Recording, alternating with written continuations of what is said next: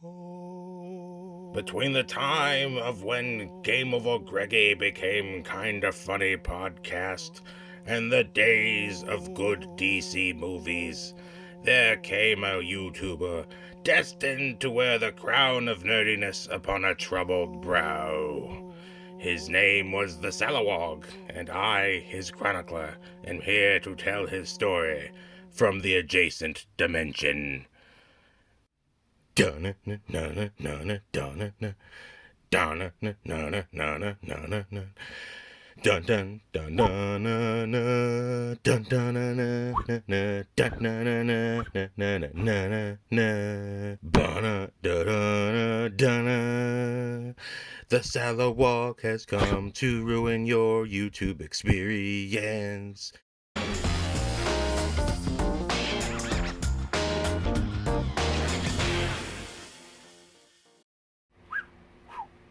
Aloha nerds, and welcome back to another episode of Salawag's Why It's Great Gut Reaction, where we watch stuff and react from the gut. And sorry, had to get a few more in there.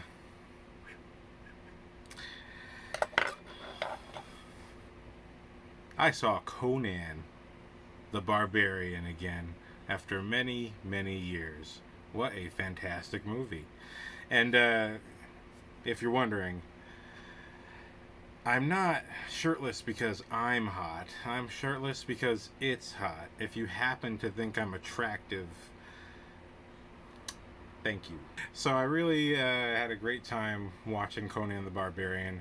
I have not seen this movie since I was a small child. I'm a big Arnold Schwarzenegger fan, 90s kid. Man, this was quite a ride. If you are not familiar with Conan the Barbarian, this is a movie about the sword and sandal days between the time of the sinking of Atlantis and the time of the sons of Ares.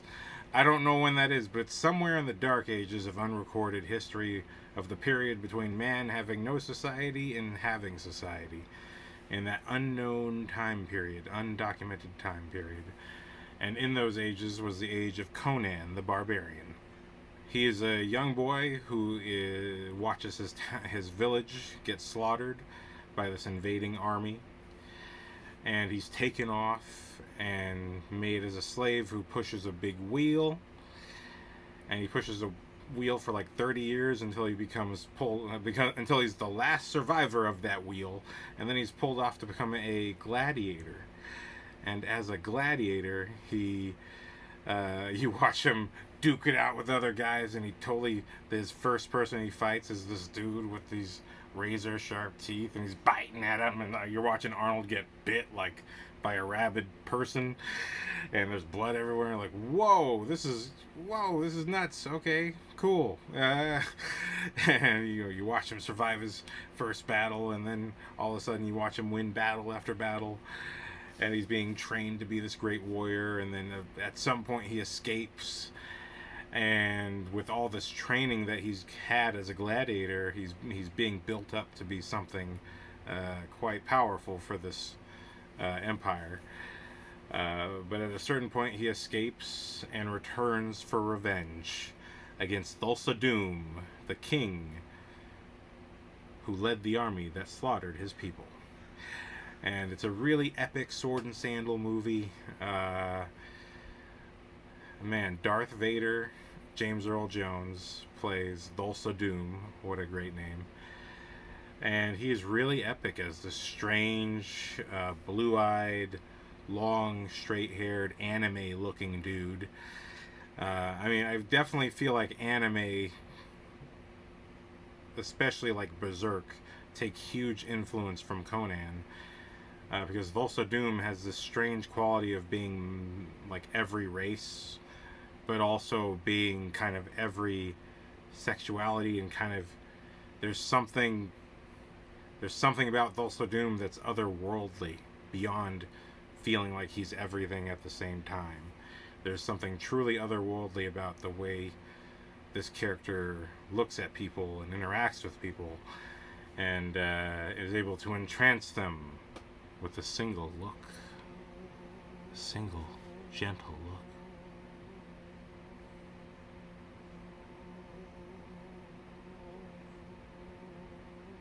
Are you entranced? I hope so, because my eyes are getting watery now. I did that for you. No, I didn't. That was a bad joke. Let's go on. It's Conan versus Thulsa and his army. And it's an epic movie. I mean, there's a lot of adventures. There's a succubus that tries to kill Arnold. A lot of things try to kill Arnold. And just the visual of a little kid, because he's like 8 years old or 10 years old when Thulsa Doom conquers his little village and takes him and all the other young boys and puts them on that giant wheel. You watch him go from young boy to Arnold Schwarzenegger, and you realize this guy's into his 30s by the time he's finally taken off to be a gladiator or some kind of age. Because he looks like a massive superhero now, from little boy to Shazam. And what an epic journey. The action's amazing. The sword violence is amazing. It's violent, but the violence has consequences. It's really intense. And it truly has the feeling of another time because there is no standard society, there is no police, there's no laws, there's no groups, there's no schools necessarily. There's just villages and kingdoms that are becoming. And Thulsa Doom, as explained later, because I didn't understand what the hell was going on as a kid. I just thought, wow, what a cool, crazy character. What the hell is his deal? Thulsa Doom's story is never explained, but in the commentary it's explained that he is the last of an ancient species that used to rule the planet, and they know so much about the world and the universe and everything in between. Hence these special powers. He can hypnotize people and has an influence over people beyond just the hypnosis, but his presence. There's something there. And Arnold also has a presence. He has the presence of big buff guy. Going to crush you. Going to crush you, big strong guy. Whoa. Yes, I'm the podcaster that jiggles and wiggles for your entertainment. Buff guy. And Jesus Christ, don't let me end up on one of those top 10 anything, worst or best. Jesus. If I'm on the best anything, YouTube's in trouble. YouTube is in big trouble. Like, man, we ran out of entertainment. This guy showed up and promotes boredom. But the action's incredible. There's a sense of humor. There's romance. Arnold meets his sort of female equal or better in his first mission to attack actually he's just stealing something, but in his first mission to infiltrate Thulsa Doom's empire, he's just trying to steal a diamond. He meets a beautiful woman. She's trying to steal the diamond too. There's some love. There's lots of blood and guts and action. It's an entertaining movie. If you have not seen Conan the Barbarian, this is one of those movies that as a kid. Now, if you're an 80s or 90s kid and dang, you saw that and you wonder, shit, should I watch that again? Because I know I liked it as a kid, but I don't know if I'm going to like it as an adult. You're going to like it as an adult, most likely. If you're still watching crazy, violent, weird stuff, you're going to still love Conan the Barbarian. Because it really is an old school classic movie. You film buffs are not going to like me probably for saying this, because this is an action movie with Arnold Schwarzenegger, and you're probably going to go, you fucking punk. I'm going to put this movie next to Lawrence of Arabia. Oh, I can just feel some of you just squeege out like a little bit of life and are like pissed at me for saying that. Well, fucking swallow that pill, because you're the one who allowed autoplay to run your YouTube experience, alright? I didn't fucking pick that. You put autoplay on. I turn autoplay off so I can pick my music. Anyway, yeah, this movie's got everything. Go see it. If you loved it as a kid, you will love it again. Go watch it! Watch it now! I know there's a remake. I haven't seen it yet, but don't bother. Fuck that. Watch this. Watch it. Good. It good. Great film. Great time. That's the two. The reason I call this Why It's Great Gut Reaction is because Why It's Great. I don't know if you can tell by the title. I'm only, philosophically making love to these movies, and just saying how wonderful they are. Just a lot of doting. Just a lot of movie doting. And nerdy movie doting too. But if you want to just, hey, should I watch it? Yes, you should. And I'm putting it next to Lawrence of Arabia. You better believe it. And if you want to know the nerdy stuff, keep watching. Shikaka. Boom, boom. Hershey's Kisses cereal. Boom, boom. It's delicious. Oh, yeah. So many kisses. Boom, boom. So many kisses. Boom, boom. It's delicious. Oh, yeah. Hershey Kisses cereal. Boom, boom. So delicious. I'm eating it right now. Boom, boom. Oh, yeah. This is what I'm talking about. Boom, boom. So good. Boom, boom. Oh, yeah. Hershey's Kisses cereal. Boom, boom. So delicious. Boom, boom. I got it at Grocery Outlet for 99 cents. Yeah. Have you ever had this many kisses in your life? Boom, boom. Maybe it's about time. Oh, yeah. The chocolate kind. God damn it. So good. Tastes just like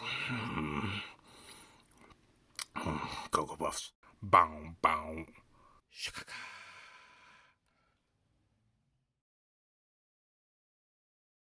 So, here in Nerd Mode, we are going to talk about the main title sequence. I really think it's exceptional. So, here in Nerd... No, we're not going to do voices. So here in Nerd Mode, we're going to talk about the main title sequence and how important it is. So, a main title sequence, not just a place for your titles. Usually it is a place where you have the introduction of the music and you might have the title scroll, and maybe the feeling of the title sequence is there to give you the feeling of the movie. So you'll hear the movie score or a song that kind of fits the tone of the movie, and that's kind of stuff that's there to sort of center you into the zone. And if you're entering the movie theater late, then hey, you know that you haven't missed too much of the movie because you're just entering the title sequence. Even if there was an opening scene, they're probably going to react to the opening scene after the title sequence, so you're good. But title sequence is more than just a place for the titles to go and for you to be late. A title sequence is a place to tell more of your story. For example, in the movie Batman, 1989, directed by Tim Burton, starring Michael Keaton, we have a title sequence, title scrolls are rolling, you hear Danny Elfman's incredible theme song, and the camera seems to be moving through some kind of hallway.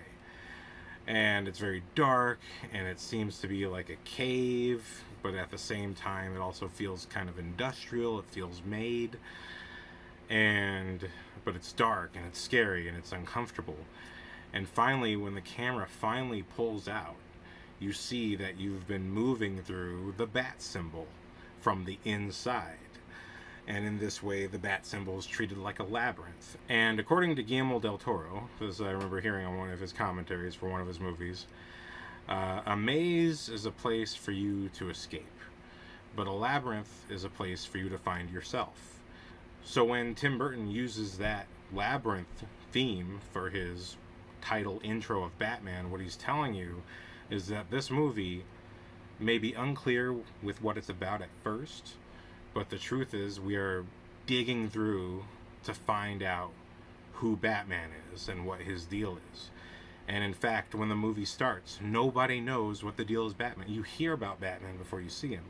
And you see Batman in the distance, in the dark, with some iconic bat symbol shots, but ultimately you don't know anything about Batman for his first few encounters.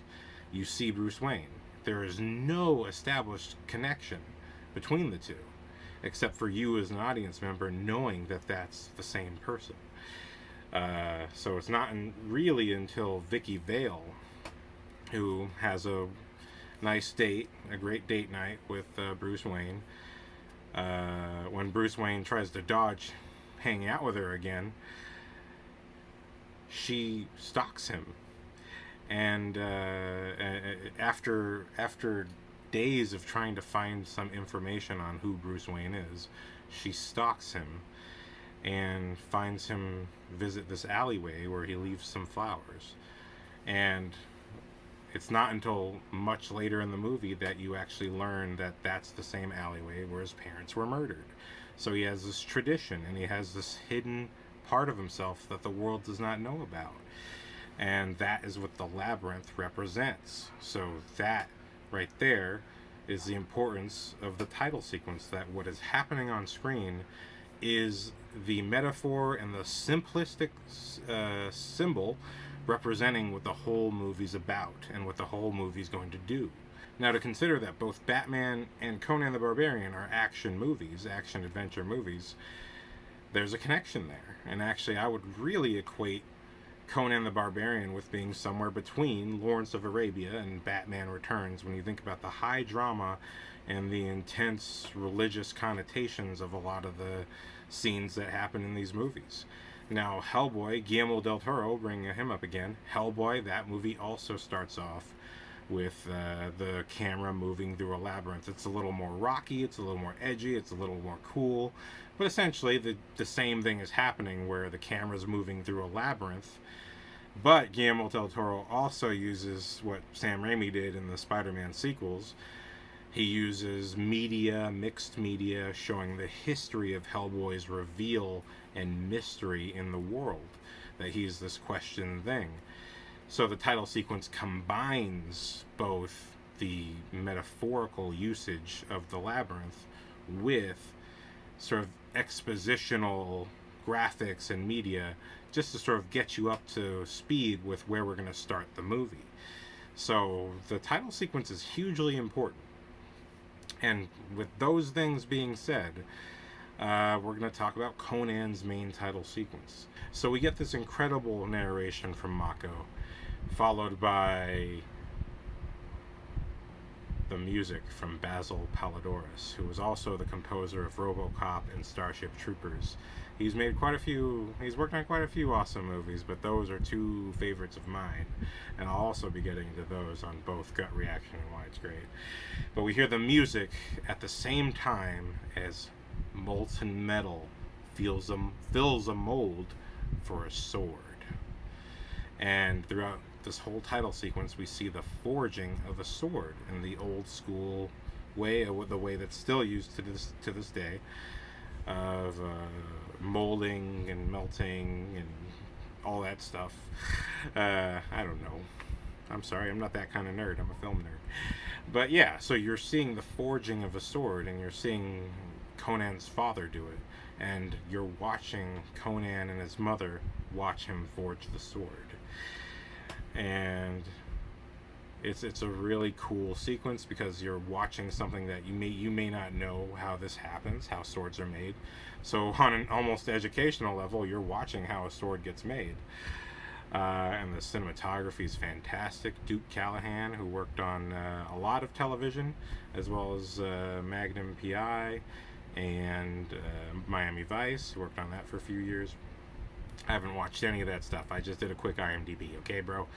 So you're watching the forging of the sword, but symbolically, the reason you're watching the forging of the sword is because you're also watching the sword forging represents the story of Conan. Now, I summarized what happens to him, right, in Gut Reaction.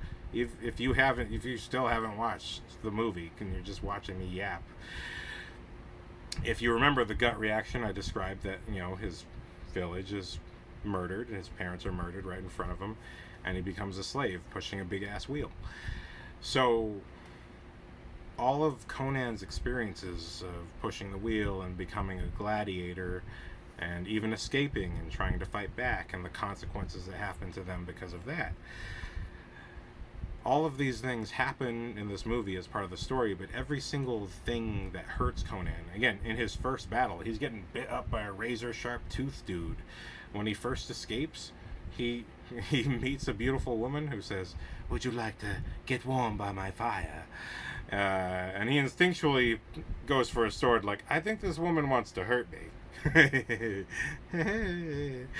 And then she tries to kill him, and she becomes a demon and tries to kill him. You know, the times of the Dark Ages between the sinking of Atlantis and like the beginning of civilization, a lot of weird stuff happened back then. A lot of species faded out for us to have the reality we have, and you need to be grateful for that, okay? Okay? We're lucky that vampires are not roaming like they used to. If vampires come back, we're fucked. If zombies become real, we're fucked, okay? If werewolves become real, we're fucked, okay? Or if they already are real, but they're keeping to themselves, then thank you. Okay, this is the time before even the vampires and werewolves started coming out. So Arnold is constantly taking hits, bleeding, being persecuted. After one of his assaults on Thulsa Doom's kingdom, one of the things that happens to Arnold is that he's crucified. He does become rescued by his friends and comes back for revenge, but he still suffers. And mega spoilers here, okay? So, you know, across the movie he meets the beautiful Valeria, who is his equal or better. It's, you know, because she chooses not to kill him, you know, you get to wonder. But, you know, even her he loses. So Conan faces a lot of loss in this movie, and every loss and every defeat, part of the thematic fabric of this movie is what doesn't kill you make you stronger. So Conan is just becoming stronger and smarter and better with every loss and every victory. Each thing he's learning something, and the lesson in many ways is the victory. That he gets to live and keep the lesson is the true victory. When Arnold first meets Valeria, he is with a little bandit friend, and they're just gonna rip off Thulsa Doom's he doesn't even realize he's in Thulsa Doom's temple. He just knows that there's some gem there, and when he gets up there, he sees the symbol of the people that attacked his village. It's like, whoa, that's the guy that attacked my village.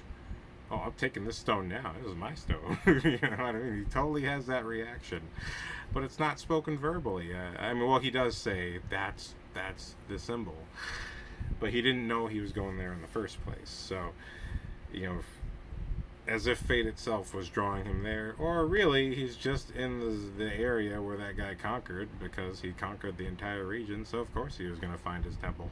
There's really not a lot of temples around at the moment, and if there were, Thulsa Doom destroyed them. But this whole title sequence shows the beginning of the molding of the steel, and it's followed by the father giving a very beautiful and strong speech about where the steel came from.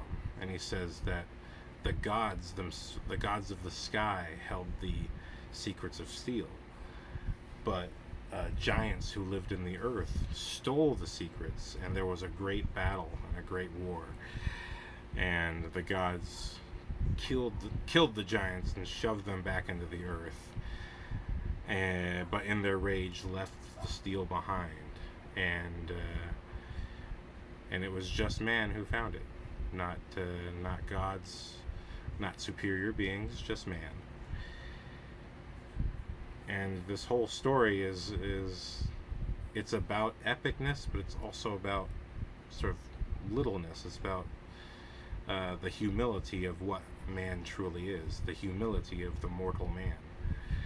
And although the violence is very exciting in the movie, one of the things director John Milius talked about, who was director of Red Dawn for you 80s kids, also directed an episode of the 80s Twilight Zone and the movie Big Wednesday. I haven't watched none of that. That's IMDb again. But I know this guy's a big deal, because he also wrote Apocalypse Now and Magnum Force and had uncredited writing work on Dirty Harry. So this dude's a big deal. I knew that name. Come on, Apocalypse Now. Like, dang. But yeah, so, in his perspective, I believe he was a veteran as well.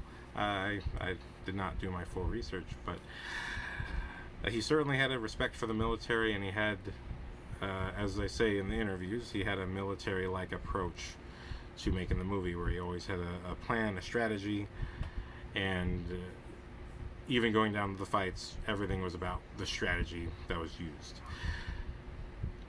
So to think about where this person's coming from, that we're not just seeing this speech just to have a philosophical moment. This is the inner voice of Conan. That the father presents concepts of grandeur and epicness and power and importance, but also introduces the concept of humility, of the humble nature of man, or his ultimate true nature, that this is just a humble, small, soft creature. Just we found it. But, we did find, indeed, the secret of steel.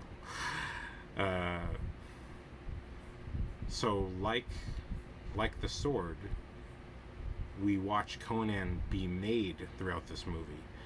And I would say, he's not truly made into Conan until he is rescued from the crucifixion. There's a beautiful scene where he literally survives death, where Valeria swears herself to fight for him to survive, and works with the wizard to literally fight demons off of Arnold and keep him from dying and having his soul taken. And it's after Arnold returns that there's this really great scene where he's just so calm and clear-headed. It's something that I would say I didn't even realize until really talking about it right now. We watch Arnold reacting to so much, and they say acting is reacting, and it's the truth. He's reacting to a lot of things. We're watching him truly go from a boy to a man, getting all those necessary experiences and character building experiences that get him through life. And he's a fighter, but he is a thinker. You may not think that of this character, but the director John Millius talks about how in the way he saw Conan was as this really great thinker, which is why we do see Conan stop and think a lot. That he's thinking about the things that are happening, and he has deep philosophical notions about what's in front of him. And the warrior aspect is it's a part of him, but it doesn't mean he doesn't think. It doesn't mean he doesn't absorb and feel what's going on. He is a person.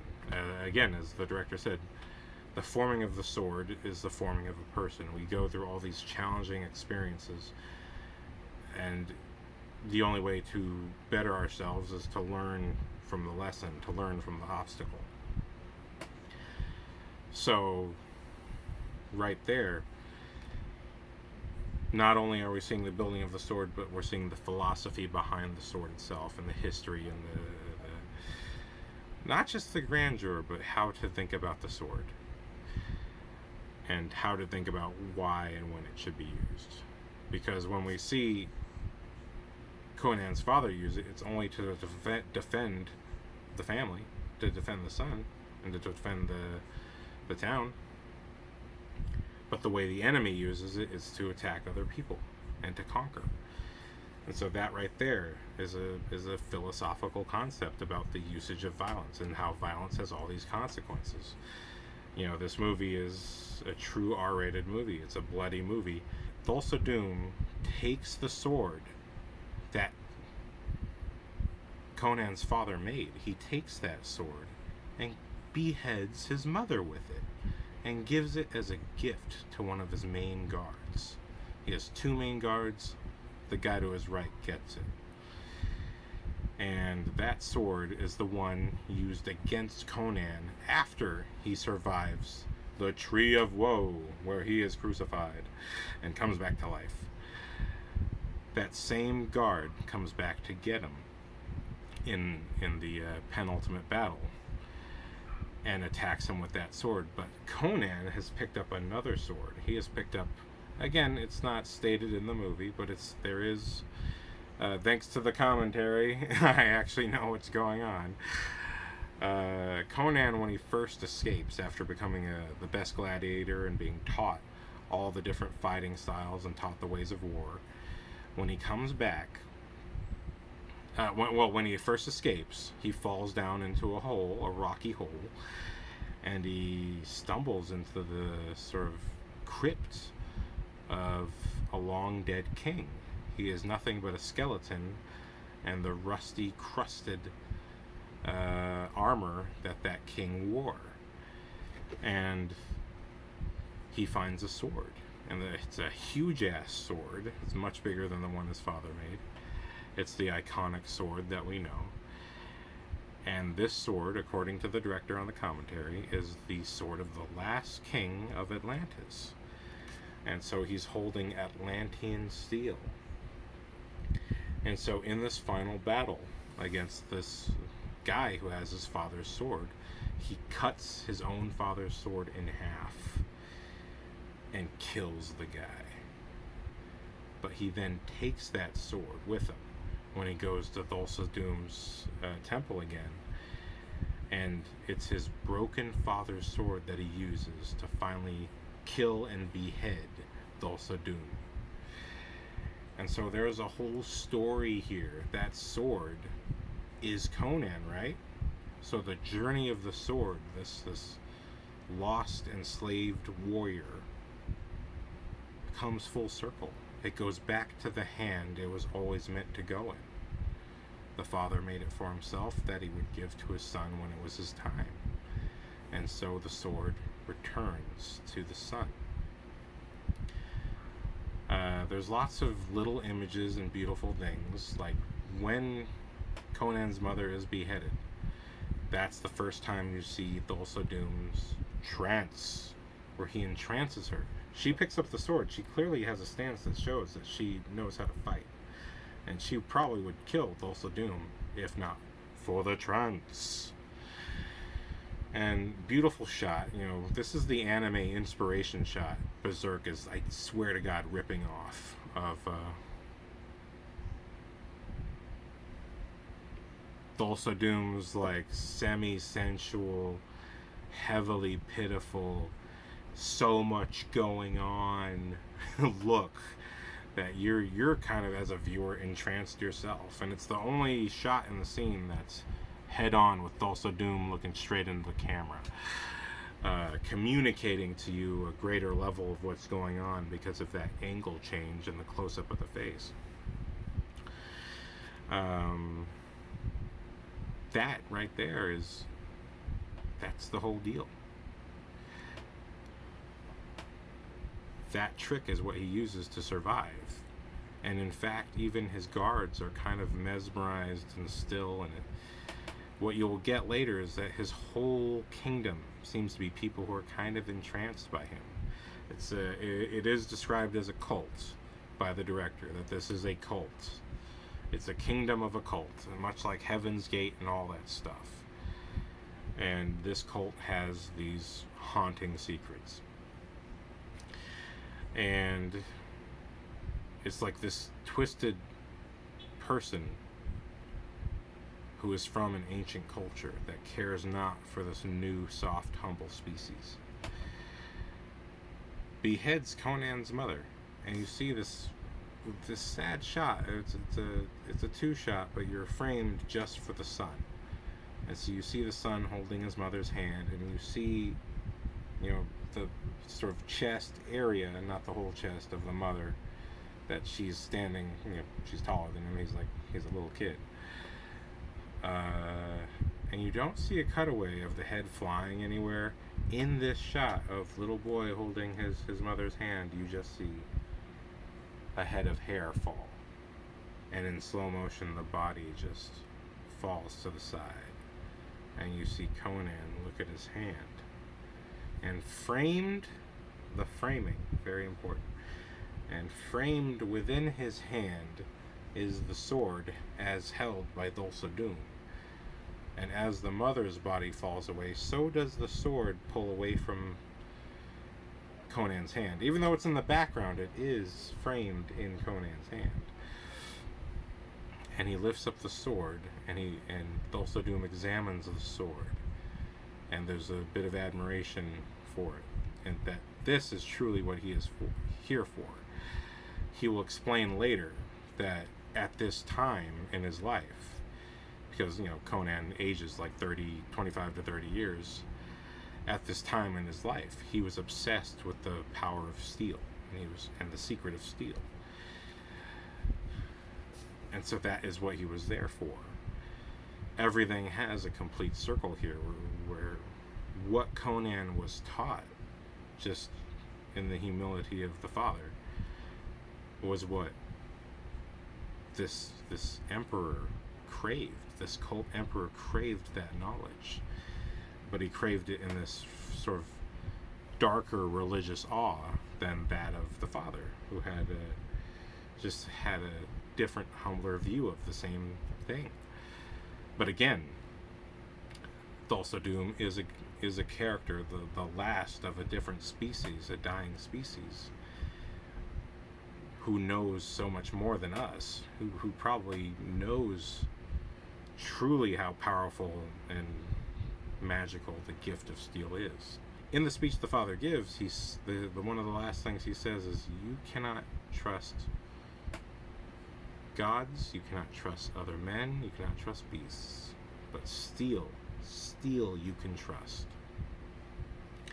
And that is also a lesson that comes back by movie's end, where when Conan is about to give the killing blow to Thulsa Doom does his trance trick, and Conan does get entranced, but he is holding the broken sword at the same time. And he takes one look at the sword and remembers what he's there for and goes for it. So he trusts in the steel, he trusts in himself. So the building of a person must grow and struggle to become better. And that is the journey of every person. Maybe your struggle, some people may have smaller struggles than others, but everyone struggles and everyone has to learn in order to improve. And that is literally the inner working theme of this movie. Boom, boom. Hershey's Kisses cereal. Oh, so delicious. Yeah. I got it at Grocery Outlet for 99 cents. Boom, boom. Pretty questionable price. I wish I checked the date. Oh, yeah. Oh, thank God. June 11th, 2021. Boom, boom.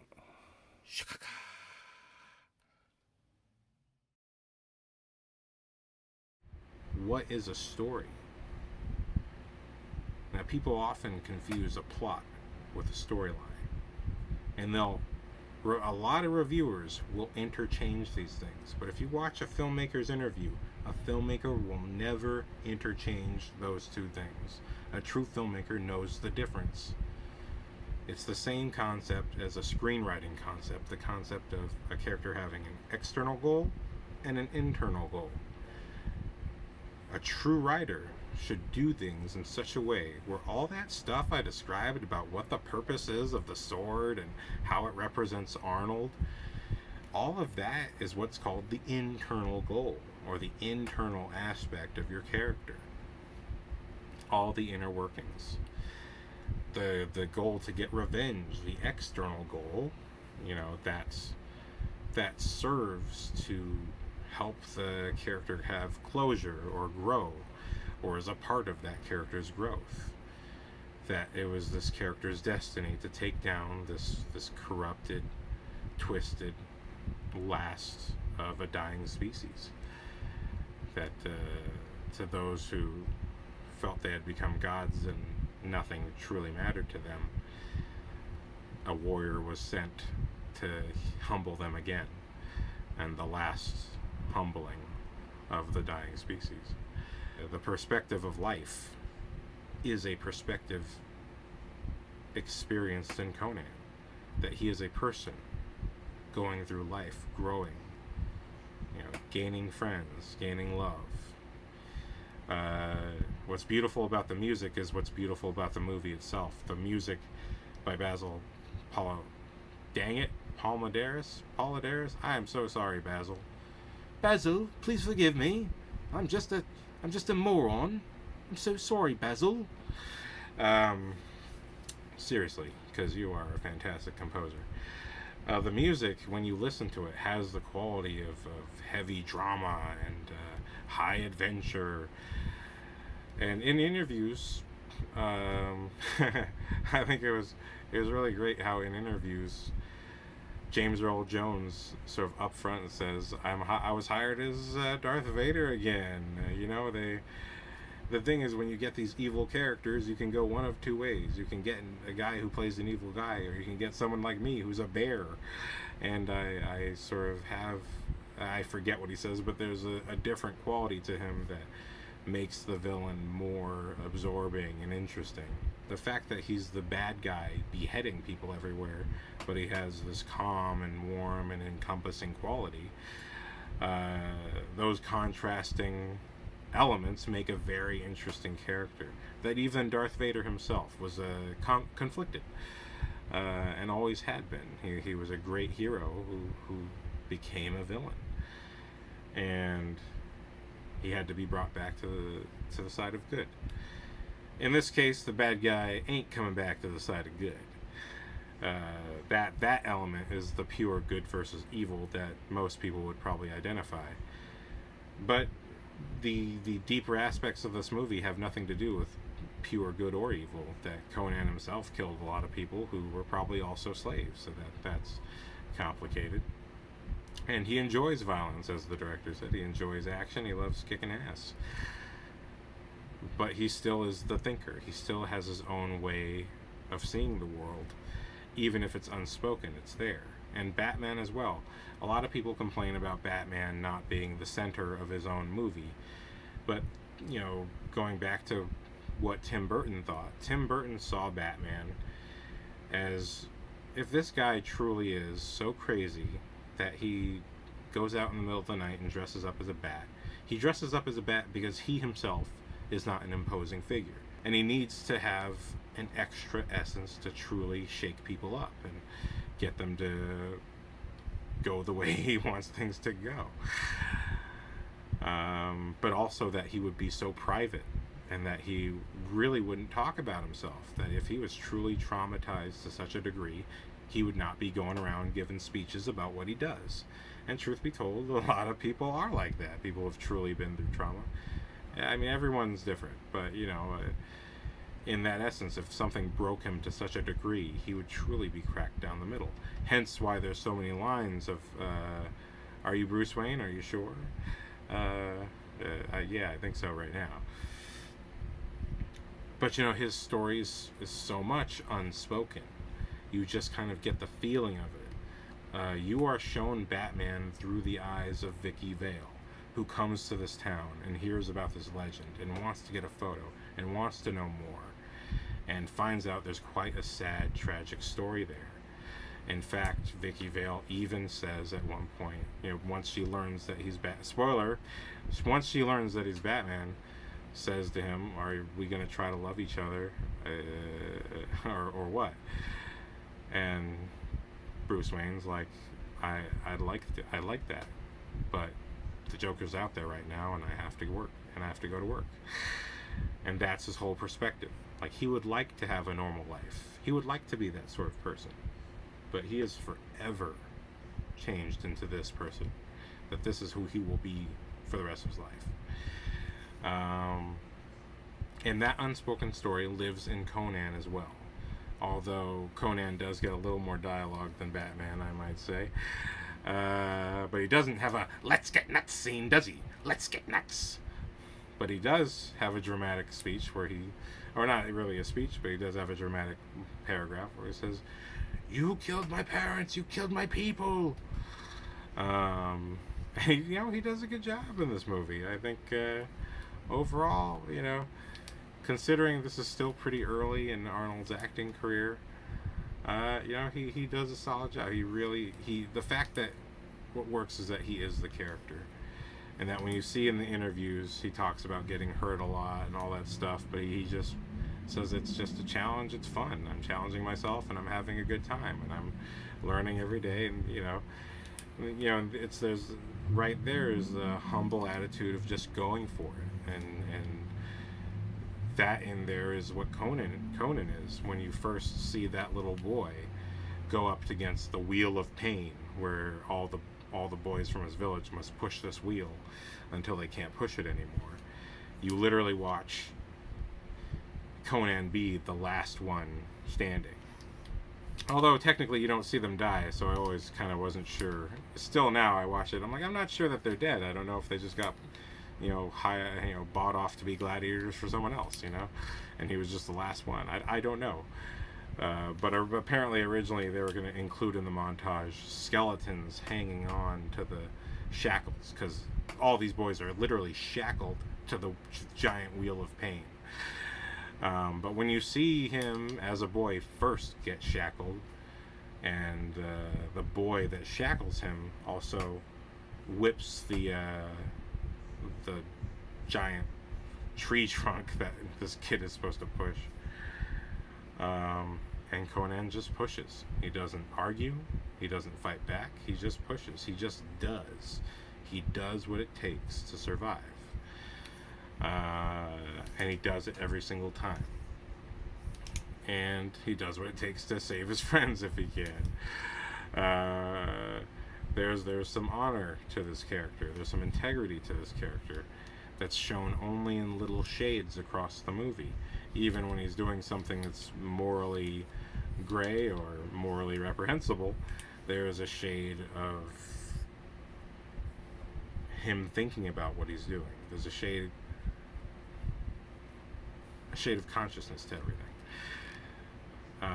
But a lot of it is unspoken, and that the fact that it's successfully communicated, that you can understand what Arnold is going through throughout the whole movie. He is a great actor, and he is not yet the actor that he'll become, but you see already, I think, especially in this first Conan movie. I need to see the second one again now, but geez, in this first movie, you really see this journey be told through this guy's reactions. What I keep saying in my videos: storytelling through performance. The story of Conan is told through his performance. Same way Michael Keaton is. A lot of action movies have that same thing. Clint Eastwood did that with the westerns that he was in, because a lot of his characters were silent or didn't have that many lines, but his story was told through his reactions to what was going on. The fact that the film strip that you see is a collection of predetermined emotional journeys that this guy is going on based off the script. And because that performance is there, and because the director is thinking the themes he's thinking, all of that work goes into making you feel something when Conan wins at the end. Even though this, I would say, is a slower movie, it does not have the non-stop action, non-stop entertainment quality that you may be seeking. But it, by all means, is great storytelling. And because it does not stop constantly for jokes, the jokes that are there hit. Because it does not have non-stop action, the action has value. Because there are so many action scenes, it's limited to what's needed. The consequences, the deaths, the losses and the wounds, everything counts. Everything adds up to the final experience of the movie. And it all starts with the notions. The notion the director started with was the sword is the man. The building of the sword is analogous to the building of the man. This one's definitely a great movie. It was like great, I'd say damn perfect. Damn near perfect or damn perfect. Just really, I can't decide. And there was the actual thematic arc to these movies as well. Not just the character arc of boy becoming man, but the thematic arc is not just the building of the sword, but what the director says in the commentary is that they were planning a trilogy. There were supposed to be 3 movies, and the theme of the first movie, or the sort of focus of the first movie, was the building of the sword is the building of the man. The second movie is responsibility. How do you use that sword? And the third movie would be Consequences, the consequences of using the sword. And it would end with this visual that's at the end of both Conan 1 and 2 is Conan in his regal attire. He's a king, he's got the crown, he's on a throne, but it's a dark throne, and he's deep in thought, as he is a few times in this movie. He's just deep in thought with the thinker's pose. And once, I believe at some point in the movie, he actually is in the thinker's pose. But again, that's John Millius' concept, that he's a thinker.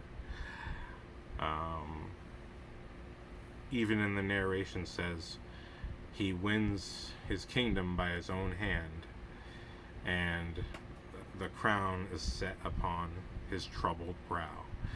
So suggesting so much more story to be told. That his journey to becoming king is a story, and his journey of being king is a story. So a lot going on here. I got really extra nerdy. I hope I was entertaining a few times. Now, this is all the boring shit that makes up some of the greatest movies ever made. I really was blown away when I saw 3 movies: Terminator 2, The Matrix, and Blade 2. Such choices were made in those movies that influenced every movie to follow, all the way up to now. And I was fascinated at why Del Toro made those decisions. Why Del Toro made his decisions in Blade 2. Why did they make those decisions in The Matrix? Why did they make those decisions in Terminator 2? And there's a similar through line amongst all these filmmakers, and it is that they had something they wanted to say. A movie, of course, has to be entertaining. A movie, of course, needs good acting and great production design and fantastic editing and great cinematography, great casting. It needs all of that. But at the root of it, it needs an idea through which all those things find use. And you have to do a lot of work, a lot of homework, a lot of research, a lot of thinking. You really have to think about it and bounce ideas off of other people. And this is how John Milieu and company did it with Conan the Barbarian. Just a little snippet, a little talking about the title sequence and the spoiling of the movie. And I'll see you next week for something else. Aloha. Oh yeah, remember not to like, don't subscribe, and all that shit. Goodbye, don't watch this show. There's better shows out there. Get out of here.